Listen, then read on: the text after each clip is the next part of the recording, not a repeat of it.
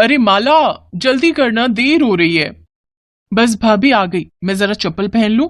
जल्दी आ जा, नहीं तो तेरे भैया गुस्सा करेंगे। आ गई भाभी। भाभी, आज साइकिल पर पीछे मैं बैठूंगी। अच्छा दादी, और मैं कहाँ बैठूंगी?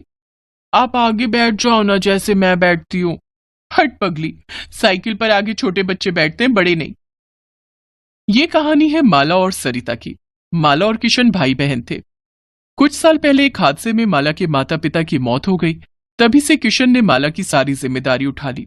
माला को माँ और भाभी का प्यार मिले, इसलिए किशन ने सरिता से शादी कर ली। सरिता ने भी माला को अपनी बेटी ही मान लिया। वो माला पर जान छिड़कती थी। उस दिन किशन, माला और सरिता गांव में ही एक शादी में जा रहे थे। फिर शादी में खाना खाते हुए, भाभी, ये दुल्हन ने क्या पहना हुआ है? ये लहंगा है। अब तेरे पास भी तो है वो हरा वाला। नहीं, लेकिन ये तो उसके जैसा बिल्कुल नहीं है। क्योंकि ये दुल्हन का लहंगा है और बहुत महंगा भी आता है। अच्छा, तो कितने का मिलता है ये वाला लहंगा भाभी? अरे तू ऐसे क्यों पूछ रही है? जब मेरी शादी होगी ना, तो आप मुझे ये लेकर दोगी? हाँ हाँ, क्यों नहीं दूंगी। मेरी लाडो दुल्हन बनकर कितनी सुंदर लगेगी। कितनी अच्छी हो भाभी आप। रुको, इसी बात पर मैं आपके लिए एक और रसगुल्ला लेकर आती हूँ। अच्छा, चंट कहीं की। माला और सरिता जिस शादी में गए थे, वो गांव के जमींदार की बेटी की शादी थी। जमींदार के पास पैसों की कमी तो थी नहीं, इसलिए उसने अपनी बेटी के लिए शहर से बहुत ही महंगा ब्राइडल लहंगा सिलवाया था। पर यह बात छोटी माला को कहाँ समझ आती, लेकिन सरिता के दिमाग में ये बात घर कर गई थी। घर लौटते हुए साइकिल के आगे बैठी माला अपने भैया के साथ ढेर सारी बातें करती रही, और साइकिल पर पीछे बैठी सरिता बस यही हिसाब लगा रही थी कि उसे हर महीने कितने पैसे जोड़ने होंगे ताकि माला की शादी तक वो उसके लिए एक अच्छा लहंगा खरीद सके। वक्त गुजरता गया और फिर एक दिन, डॉक्टर साहब, वो ठीक तो है ना? इन्हें सांप ने काटा है, जहर काफी फैल गया है। हमें इन्हें बचाने के लिए शहर से कुछ इंजेक्शंस मंगाने पड़ेंगे। आप एक काम करिए, 15,000 रुपए जितना जल्दी हो सके काउंटर पर जमा करा दीजिए। किशन जब खेतों में काम कर रहा था, तभी उसे एक जहरीले सांप ने काट लिया था। उसके साथी उसे अस्पताल तो ले आए, लेकिन डॉक्टर ने ऐसी बात कह दी थी जिसके बाद सरिता सोच में पड़ गई। सरिता के पास पैसे थे, मगर वो उसने माला के लहंगे के लिए बचा कर रखे थे। लेकिन इस वक्त किशन का इलाज ज्यादा जरूरी था। सरिता ने सारे पैसे अस्पताल में जमा कर दिए। इस तरह किशन की जान तो बच गई, लेकिन वो पहले से बहुत कमजोर हो गया। फिर डॉक्टर ने सरिता से कहा, देखिए, इनकी जान तो बच गई है, लेकिन 3-4 महीने इनसे कोई भारी काम मत करवाना, ये झेल नहीं पाएंगे। इनकी सेवा करो और खूब खिलाई पिलाई भी करनी होगी। जी डॉक्टर साहब। उस दिन से सरिता पर घर चलाने की पूरी जिम्मेदारी आ गई। हालांकि अच्छी बात यह थी कि अब माला जवान हो गई थी, तो माला घर का काम देखती और सरिता बाहर जाकर एक फैक्ट्री में काम करने लगी। तभी एक दिन फैक्ट्री से लौटते हुए माला को रास्ते में एक बहुत बड़ी दर्जी की दुकान दिखी, जिसके बाहर बड़े सुंदर लहंगे टंगे हुए थे।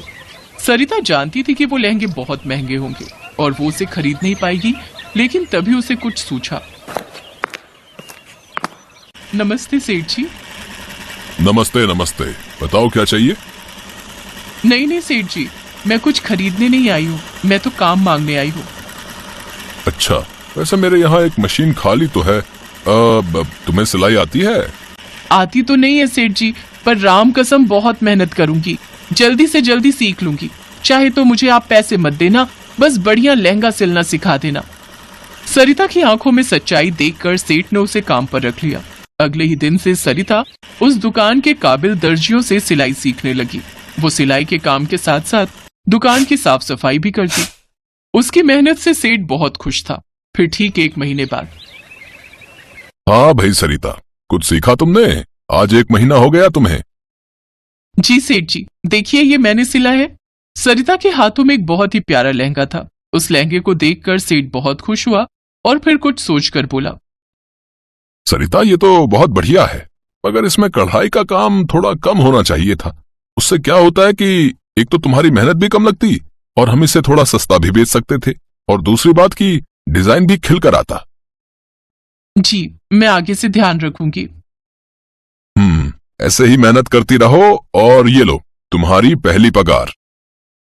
इतना कहकर सेठ ने सरिता के हाथों में 10,000 रुपए रख दिए। सरिता को इसकी उम्मीद नहीं थी। उसने फौरन घर के लिए ढेर सारा राशन खरीद लिया।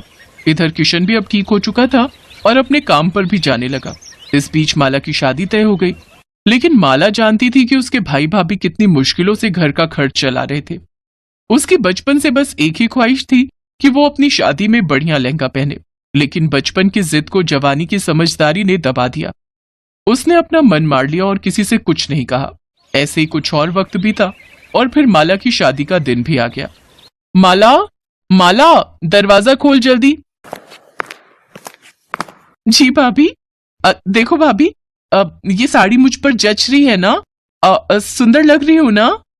अरे पगली, इतनी बड़ी भी नहीं हुई कि अपनी भाभी से कुछ छुपा पाए।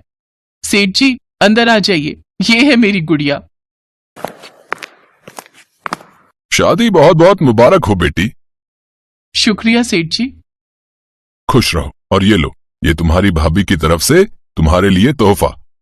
माला ने फौरन उस थैले को खोला तो उसमें बहुत ही खूबसूरत लहंगा था। माला कुछ न कह सकी, वो बस सरिता की तरफ देखकर रोई जा रही थी। और फिर तुम्हें पता है बेटी, तुम शादी में बढ़िया लहंगा पहन सको, इसके लिए तुम्हारी भाभी ने मेरी दुकान पर काम करना शुरू किया। दिन रात सिलाई का काम सीखा और फिर हर रोज थोड़ा थोड़ा करके इसने अपने हाथों से तुम्हारे लिए ये लहंगा सिला है। पर सेठ जी, आपके बिना ये मुमकिन ना हो पाता।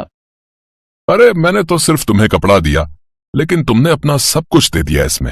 ये लहंगा सच में अनमोल है। मुझे नहीं पता कि इस गांव में इतना महंगा लहंगा आज तक किसी दुल्हन ने पहना है कि नहीं। नहीं पहना होगा सेठ जी, क्योंकि किसी भी दुल्हन के पास इतना प्यार करने वाली माँ जैसी भाभी थोड़ी ही होगी। भाभी।